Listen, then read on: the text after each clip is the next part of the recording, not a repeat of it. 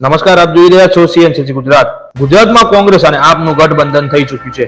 ગઈકાલે સત્તાવાર જાહેરાત કરી દેવામાં આવી છે. ગઈકાલે જાહેર કરી દેવામાં આવ્યું કે કોંગ્રેસ અને આમ આદમી પાર્ટીનું ગઠબંધન થઈ ગયું છે. ગુજરાત ખાતે 26 માંથી 2 લોકસભા બેઠકો પર જ આમ આદમી પાર્ટીની ઉમેદવારી હશે. ભાજપ અધ્યક્ષ સી આર પાટીલનું કહેવું છે કે ગઈ વખતે આમ આદમી પાર્ટીની 126 બેઠકો પરની ડિપોઝિટ જપ્ત થઈ ગઈ હતી. તે અનુસંધાને આ વખતે ભરૂચ અને ભાવનગર બેઠક જ આમ આદમી પાર્ટીને આપવામાં આવી છે. જોઈએ સી આર પાટીલનું શું કહેવું છે. કોંગ્રેસ અને આપ દ્વારા ઇન્ડી ગઠબંધન એમના દ્વારા ગુજરાતની અંદર લોકસભાની 2 સીટ જીતવા માટે નિર્ણય લેવામાં આવ્યો છે. મને એવું લાગે છે કે કોંગ્રેસ અને આપ બંને હજુ પણ દિવા સ્વપ્નમાં રાચે છે. વાસ્તવિક ભૂમિ પર આવવા માટેની એમની તૈયારી નથી.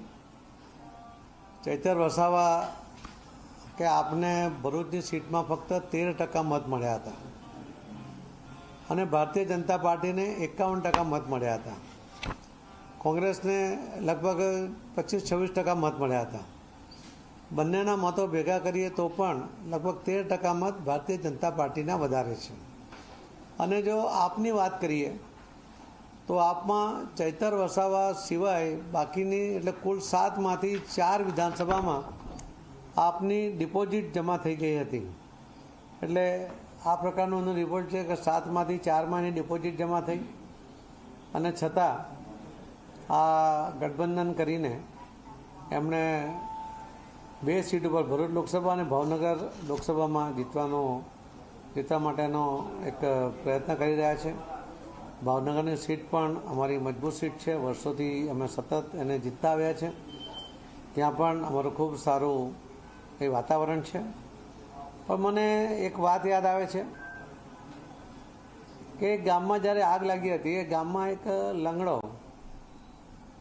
અને એક આંધળો 2 જણા એમણે ગઠબંધન કર્યું હતું અને એમાં આગમાંથી બહાર નીકળવા માટે એવો નિર્ણય થયો હતો કે જે આંધળો છે એ ચાલી શકતો હતો તો એના ખભા ઉપર એ લંગડો બેસી જાય અને જે ઉપર બેઠો જે લંગડો હતો એ રસ્તો બતાવે અને આંધળો એ રસ્તા પર આગળ વધે ને એ રીતે લોકો આગમાંથી બહાર નીકળી શક્યા હતા. પછી અમને લાગ્યું કે એમનું ગઠબંધન સારું છે, સફળ છે અને એટલા માટે એમણે મંદિર ઉપર ભિક્ષા માંગવાનું શરૂ કર્યું અને ભિક્ષા માંગતી વખતે જે પૈસા આવતા હતા એમાંથી એ લોકો બંને સરખા ભાગે વેચી લેતા હતા. પણ ધીમે ધીમે જ્યારે એ જે આંધળો હતો એને લાગ્યું કે હું જેનું વજન ઉપાડું છું એનું વજન વધી રહ્યું છે, એનો મતલબ છે કે જે ભાગ સરખો પડતો નથી અને વિશ્વાસઘાત થઈ રહ્યો છે. એટલે આંધળા અને બહેરાનો જે વિશ્વાસઘાત થયો હતો એવો જ સ્થિતિ અહીંયા પણ થવાની છે.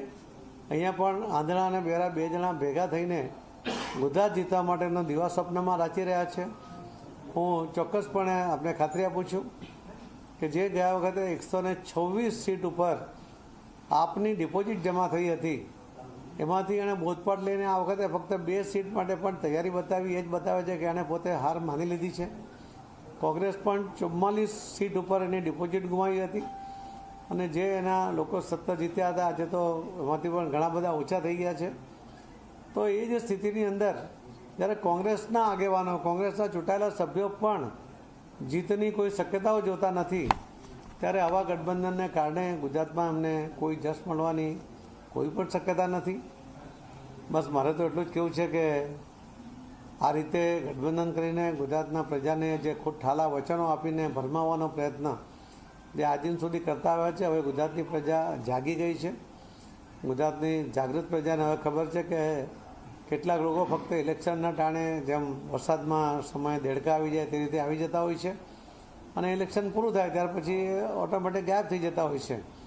તો 2022ના વિધાનસભાના ઇલેક્શન પછી ગુમ થયેલા લોકો ફરીવાર ગુજરાતમાં ઇલેક્શનના સમયે આવવાના પ્રયત્ન એ ગુજરાતની પ્રજા ખૂબ સારી રીતે ઓળખે છે અને વિશ્વાસ છે કે આદરણીય પ્રધાનમંત્રી શ્રી નરેન્દ્ર મોદી સાહેબના નેતૃત્વમાં જ્યારે ભારતીય જનતા પાર્ટી 370 અને એનડીએમાં 400 સીટ જીતવાના સંકલ્પ સાથે જ્યારે ભારતીય જનતા પાર્ટી આગળ વધી રહી છે ત્યારે મોદી સાહેબના નેતૃત્વમાં આ ભવ્ય જીત, આ ટાર્ગેટ અમે એચીવ કરીશું ને એમાં ગુજરાતની 26 સીટ ભારતીય જનતા પાર્ટી જીતશે અને એમાં દરેક સીટ પર 5 લાખની લીડ મેળવવાનો જે અમારો સંકલ્પ છે એ પણ અમે પૂરો કરી શકીશું. જે રીતે ચેતર વસાવાની ટિકિટ આપવામાં આવી છે, ફેઝલ અને મુમતાઝમાં ક્યાંક ને ક્યાંક નારાજગી જોવા મળી રહી છે. જો કોઈની નારાજગી અથવા કોઈની જે સક્ષમતા ન હોય એવા લોકો એના આધારે અમે ઇલેક્શન લડતા જ નથી. અમે અમારી તાકાત પર ભારતીય જનતા પાર્ટીના કાર્યકર્તાઓ, નરેન્દ્ર મોદી સાહેબ, એમની જે લોકપ્રિયતા છે, એમણે જે આખા દેશને વિકાસના પંથે મૂક્યું છે, એમના સત્વર, એમના નેતૃત્વમાં આદરણીય શ્રી અમિતભાઈ શાહ સાહેબ, એમના માર્ગદર્શનથી અમે ઇલેક્શન લડીએ છીએ અને જીતીએ છીએ. અમે કોઈ કમજોર છે એના આધારે અમારી જીતના ગણિત મૂકતા નથી. અમે એની કોઈ ચિંતા કરતા નથી. સાહેબ, ફેઝલે એવું કીધું હતું કે કાર્યકર્તાઓ કોંગ્રેસના નારાજ છે, જો આ નિર્ણય નહીં બદલવામાં આવે તો કાર્યકર્તાઓ નેતા બીજી પાર્ટીમાં જઈ શકે છે. ભાજપમાં સૌને આવકાર મળી રહ્યો છે, તો ફૈઝલ અને મુમતાઝને ભાજપમાં આવકાર મળશે? જો કોંગ્રેસના નેતા કે એના કાર્યકર્તાઓ જે વિચારતા હોય છે એમના અસ્તિત્વ માટે વિચારતા હોય છે. એમને ખબર છે કે જો એમની સાથે ગઠબંધનમાં એ જશે તો એમનું જે નેતૃત્વ છે એ સમાપ્ત થઈ જશે અને એટલા માટે એમની નારાજગી ચોક્કસ છે અને નારાજગીની અસર અને એનો ભોગ બંને પાર્ટીઓએ દરેક જગ્યાએ ભોગવવો જ પડશે. ભારતીય જનતા પાર્ટીએ કેટલાક જે આગેવાનોને એમાં જોડ્યા જેમને ખરેખર લોકોના કામ કરવા છે, એવા લોકો જેમને નેતૃત્વ વિહીન પાર્ટી થઈ જવાને કારણે જે દિશાહીન થઈ ગયા હતા અને એમનો જે ટાર્ગેટ હતો કે લોકોને મદદ કરી એમાં એ ગોલ તરફ આગળ વધતા નહોતા, એટલા માટે એ લોકો પાર્ટી છોડીને આવે. અમે એમની સાથે એમને સ્વીકાર્યા છે, પરંતુ અહીંયા એમને પોતાના અસ્તિત્વનો સવાલ લાગે છે. એટલે આ ગઠબંધન ક્યારેય સંપૂર્ણપણે શક્ય થવાનું નથી એવો મને વિશ્વાસ છે. સર, આમ આદમી પાર્ટીને કરવા માટે પોતાના જ વરિષ્ઠ નેતા અહમદ પટેલની દીકરી સાથે અન્યાય કર્યું છે કોંગ્રેસ, એવું લાગે છે સર? એમની પાર્ટીએ કોને ન્યાય કરવો કે અન્યાય કરવો એ એમનો પોતાનો નિર્ણય છે. એના માટે મારે કોઈ ટિપ્પણી કરવાની નથી. ભારતીય જનતા પાર્ટીને એના કોઈ નિર્ણય સાથે લાગતું ઓળખતું નથી. રાહુલ ગાંધીની ન્યાયયાત્રા ગુજરાતમાં આવતા મહિને આવી રહી છે અને ખાસ કરીને જે આદિવાસી વિસ્તારો ત્યાંથી પસાર થશે તો શું લાગે છે આનાથી કંઈક આદિવાસી વિસ્તારમાં ફરક પડી શકે છે? પહેલાં પણ ભારત જોડો યાત્રા લઈને નીકળ્યા હતા, એની કોઈ અસર જોવા નહીં મળી. હમણાં નવી આ યાત્રા ન્યાય યાત્રા લઈને નીકળ્યા છે. કોને ન્યાય આપવા નીકળ્યા છે કે પોતાના અસ્તિત્વ માટે લડી રહ્યા છે એ જ હજુ નક્કી થતું નથી. એમને ન્યાય યાત્રા જે નિષ્ફળ ગઈ છે એના કારણે વારંવાર એ યાત્રામાંથી પોતે જ ત્યાં ગુમ પણ થઈ જાય છે.